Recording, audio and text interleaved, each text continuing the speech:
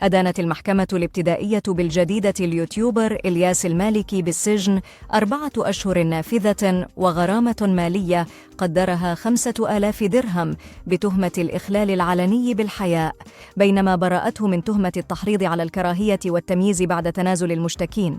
جاءت هذه الإدانة على خلفية شكاوى قدمتها شخصيات وجمعيات أمازيغية تتعلق بنشر محتوى يسيء للأمازيغ.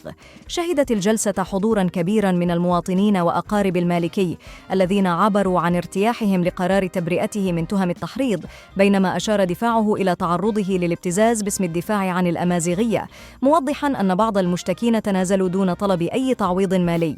في سياق متصل، تنتظر المحكمة جلسة جديدة للنظر في شكوى قدمتها مواطنة تتهم المالكي بالتلفظ بكلام خادش في حقها. النيابة العامة طالبت بإدانته استنادا إلى تهم متعددة تشمل التحريض على الكراهية، التمييز، التشهير والإخلال بالحياء العام، بينما التمس دفاعه البراءة.